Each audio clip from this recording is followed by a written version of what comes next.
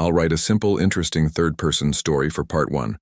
First contact and betrayal in about 800 words using basic English and simple Korean names. Here it is. The stars looked different that night. June stood on his apartment balcony in Seoul, watching strange lights move across the sky. Not satellites, not planes, something else. The next morning, everyone knew. Giant ships hovered over major cities worldwide. Earth's leaders gathered in emergency meetings. The news showed the same images over and over. Massive silver vessels, floating silently above New York, Tokyo, London, and Seoul. "They're here," whispered June's mother, her eyes never leaving the television. 3 days later, the aliens made contact. They called themselves the Galactic Union. Their ambassador, a tall being with smooth blue skin and large eyes, spoke perfect English during the worldwide broadcast. "We come in peace," the ambassador said. "We wish to share knowledge and technology with your promising species." June watched from his office at the Korean Space Agency. As a defense analyst, he felt both excitement and worry. His boss, Director Minji, called an emergency meeting. "The president wants our assessment," she said to her team. "What do we know about these visitors?" "Nothing except what they tell us," June replied. "Their technology is centuries ahead of ours. If they wanted to harm us, they could have done it already." The world held its breath, then slowly embraced the aliens. Over the next 2 months, the Galactic Union shared amazing technology. They helped cure diseases. They showed how to make clean energy. They promised to welcome Earth into their alliance of peaceful worlds. June's job changed. Now he worked with the aliens directly, helping coordinate technology exchanges. His new partner was a union representative named Toral. "Your species learns quickly," Toral told him one day. "Much faster than most we encounter. We're eager to catch up," June said with a smile. The Union made a big request. As a sign of trust, they asked Earth to power down its defense systems for 3 days during a special ceremony. Most world leaders agreed. It seemed reasonable after all the aliens had shared. Director Minji wasn't convinced. "We should keep some systems active," she argued during a meeting with government officials. "Just as a precaution." "That shows distrust," replied the foreign minister. "We can't risk offending them." June felt torn. The aliens had given no reason for suspicion, yet something felt wrong. The night before the ceremony, he couldn't sleep. At 3 a.m., he called Minji. "I think we should quietly bring the backup defense network online," he said. "The one at the underground facility, just in case." "I agree," she said. "Meet me there at dawn." The ceremony began at noon. Around the world, military commanders pressed buttons that shut down defense grids, missile systems, and early warning networks. The alien ships above each city glowed with beautiful blue light. June and Minji watched from the secret facility built deep beneath a mountain outside Seoul. On their screens, they monitored the situation. "All primary defense systems offline," reported a technician. "Backup systems ready," June confirmed, feeling slightly foolish for his paranoia. Then everything changed. The blue glow from the alien ships suddenly turned red. New hatches opened on their hulls. Strange devices emerged, pointing downward. "Energy buildup detected," shouted the technician. "What's happening?" Minji grabbed the communication console. "Seoul Command, report." Static answered her. The screen showed energy beams shooting from the ships. Where they touched, buildings vaporized. People vanished. The attack happened simultaneously in every major city worldwide. "They waited until we were defenseless," June said, his voice hollow. "This was their plan all along." The backup system showed the devastation spreading. Seoul was burning. Tokyo, London, New York, all major cities under attack. "Launch the emergency protocols," Minji ordered. "Contact any military units still operational." The room shook as distant explosions reached them. The mountain facility had been hidden from the aliens, but for how long? 3 hours later, reports confirmed the worst. Billions dead. Infrastructure destroyed. Earth's military forces decimated. The survivors were scattered and unorganized. In the command center, June looked at the faces around him, 30 people who happened to be in the right place at the wrong time. Perhaps one of the few groups still capable of coordinated action. They tried to crush us, he said quietly. They tried to wipe us out in one strike. But they failed. Minji nodded, her face grim but determined. We're still here, and as long as humans survive, we fight back. Outside, the world burned. But in that underground room, something else sparked to life. Not just anger or grief, but something more powerful. The will to survive. The determination to reclaim their world. The beginning of humanity's unstoppable fury. The mountain facility became home to 37 survivors. 6 weeks passed since the attack. The world outside was unrecognizable. The aliens, now called the invaders, roamed freely, hunting down humans and setting up massive mining operations where cities once stood. June spent most days studying the enemy from hidden observation posts. Every night he returned with recordings and notes to share with the others. They're taking our metals, our water, even plants and soil, he told Minji during their nightly meeting. It's like they're harvesting the entire planet. Minji nodded, her face thinner now, eyes harder. Any contact with other survivor groups? Yes. Finally. June couldn't hide his excitement. Our radio picked up a signal from Busan. There's a group hiding in the old subway tunnels. At least 50 people. Some are military. Hope flickered across Minji's tired face. Can we reach them? It's dangerous, but possible. I want to try. 3 days later, June and 4 others set out in their only working vehicle, a modified truck. With special shielding that helped hide it from alien sensors, they traveled only at night, staying off main roads. The journey took 5 days. They saw the devastation firsthand. Craters where towns once stood, forests cut down, massive alien machines digging into the earth. Occasionally they spotted human survivors, small groups moving quickly, hiding from alien patrols. In Busan, they found more than expected. The subway group was led by Hana, a former naval officer. Her people had salvaged weapons and equipment. More importantly, they had a scientist. Dr. Taeyong showed June his laboratory, a repurposed maintenance room filled with salvaged equipment. Watch this, he said, placing what looked like an alien device on the table. He pressed a button on a separate machine. The alien device shuddered, then sparked. They have a weakness. He explained that certain sound frequencies disrupted alien technology. Their communication systems, weapons, even their body armor reacts badly to these vibrations. June stared at the scientist. This changes everything. On the return journey, they stopped to help a family hiding in an abandoned farm. The mother, Sumin, had medical training. Her husband and teenage son had been fighting their own small war against the invaders. We've been watching them, Sumin explained. They have patterns, schedules. They aren't as careful as they should be. They think we're defeated. Back at the mountain facility, they shared everything they'd learned. Minji organized their growing knowledge into a plan. We need more people, she said. More groups like us, a network. Over the next 2 months, they made contact with 17 survivor groups across Korea. Each had different skills, different resources. Slowly, carefully, they began to coordinate. Their first attack was small, a raid on an alien outpost to steal technology. The sound frequency weapons worked better than expected. 3 aliens dead, no human casualties. They took equipment, weapons, and data devices. Dr. Taeyong studied the alien technology day and night. Their ships communicate with each other constantly, he reported. If we could disrupt that network, Minji saw the potential immediately. We need to scale up, not just Korea, the whole world. They modified their radio equipment to reach further. First Japan, then China, then beyond. Everywhere, humans were fighting back in small ways. Now they could share what they'd learned. 3 months after the first raid, they launched coordinated attacks across Asia. Small strikes, but precisely targeted. The aliens responded with brutal force, leveling suspected human hideouts. They're worried, June said during a strategy meeting. They thought we were beaten. Now they know we're not. The alien commander appeared on hijacked broadcast channels, speaking through a translator device. Surrender is your only option, the alien voice declared.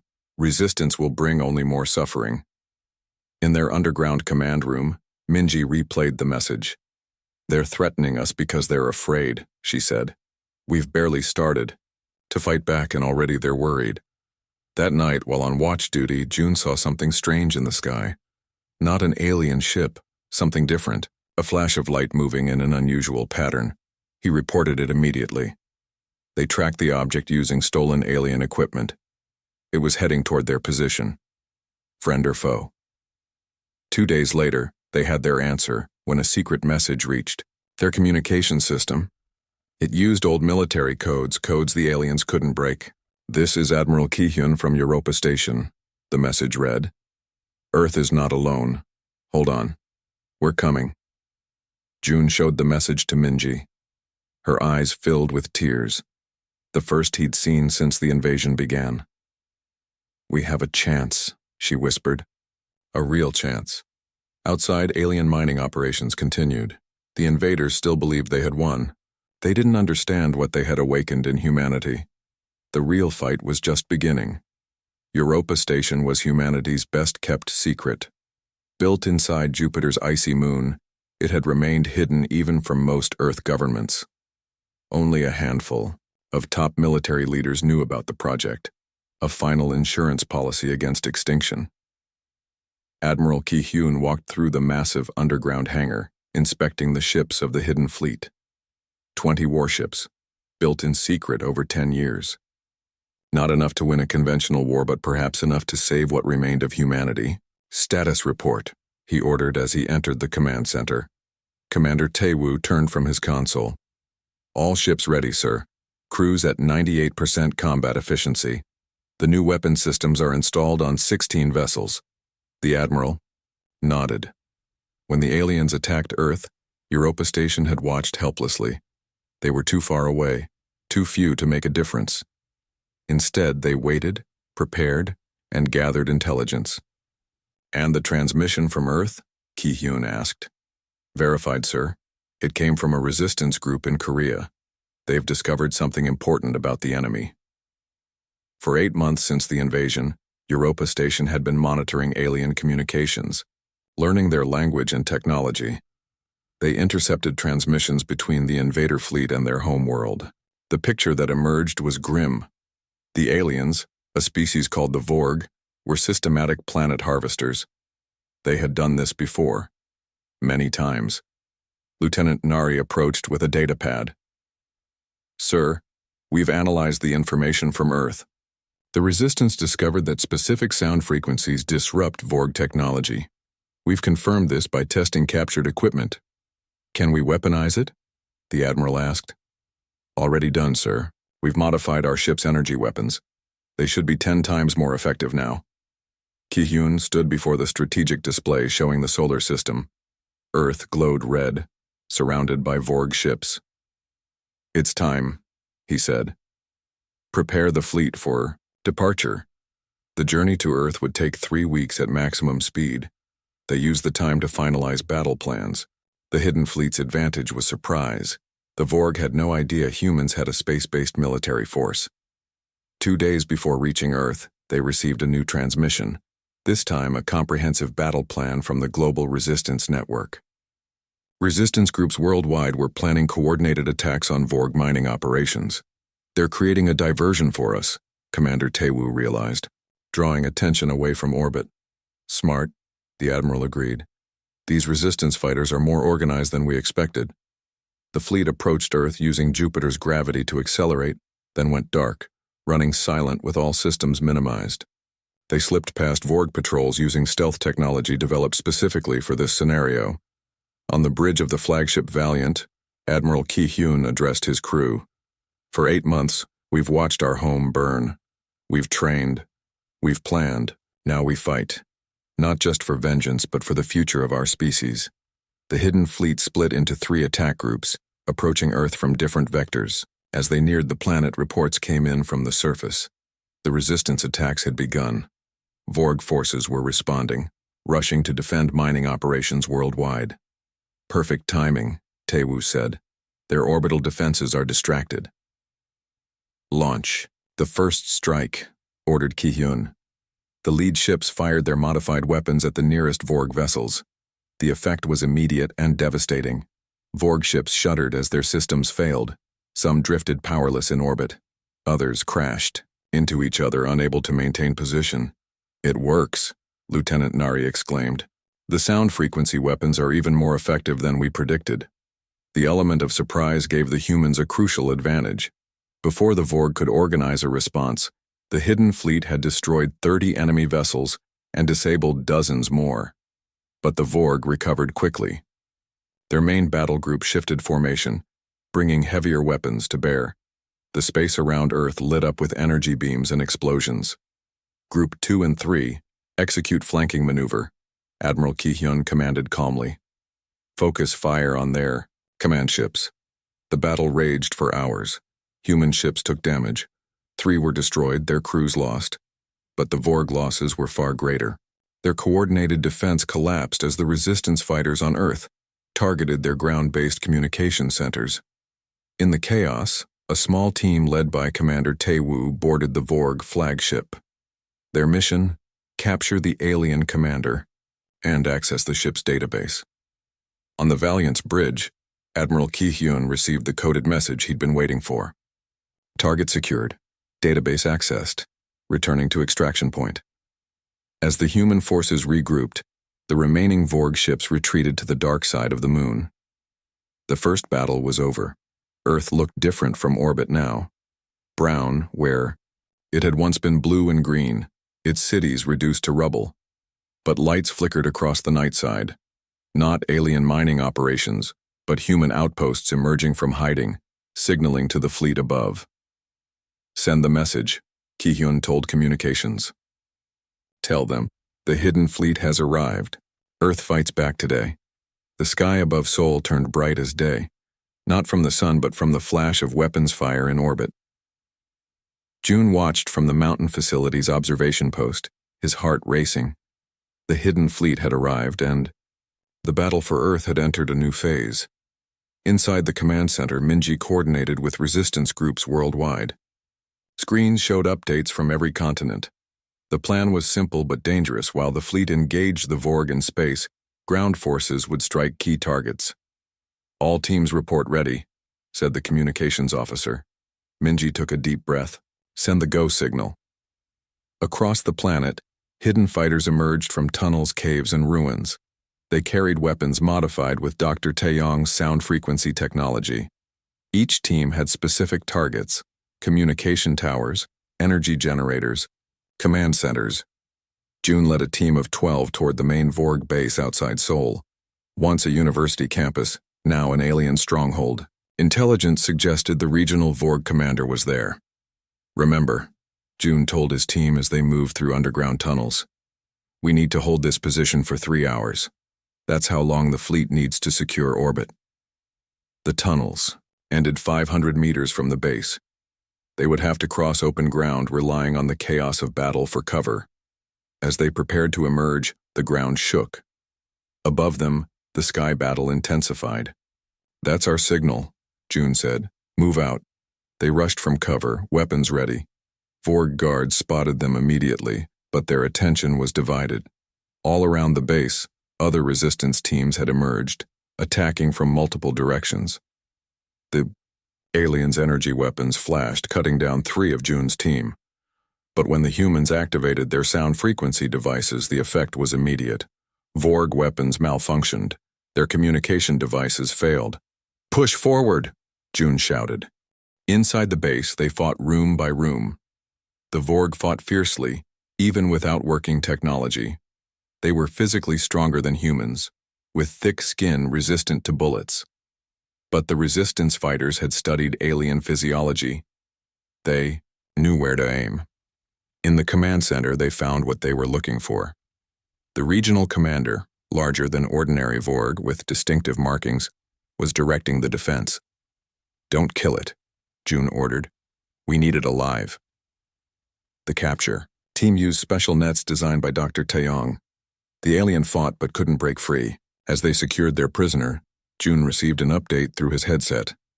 "All primary targets secured. Minji's voice reported. The fleet has broken their orbital defense. Admiral Ki-hyun is landing ground forces. Similar scenes played out worldwide. In New York, resistance fighters disabled the main Vorg communication relay. In Cairo, they captured an alien research facility. In Tokyo, they destroyed a mining operation control center. The Vorg, accustomed to quick conquests against unprepared species, found themselves fighting an enemy that refused to be defeated. 3 hours after the coordinated attack began, military shuttles from the hidden fleet landed outside major strongholds. Trained soldiers with advanced weapons joined the resistance fighters. Among them was Commander Tae-woo, leading elite troops from Europa Station. "You must be June," he said, meeting at the captured Seoul base. "Admiral Ki-hyun sent me. We're to bring the alien commander to the flagship." "We've got him secure," June replied. "But there's something else you should see first." He led Tae-woo to a locked room they had discovered. Inside were hundreds of stasis pods containing unconscious humans. "They're alive," June explained. "The aliens have been collecting specimens, some for experiments, others as hostages." Tae-woo examined the control panel. "We can wake them safely. These people will need medical attention, but they'll survive." By nightfall, the tide had turned decisively. The Vorg leadership, having lost their command structure and space superiority, ordered remaining forces to retreat to secondary bases. For the first time since the invasion, major cities were free of alien control. In orbit, Admiral Ki-hyun received the captured Vorg commander. Through translation devices, he asked one question: "Why did you attack us?"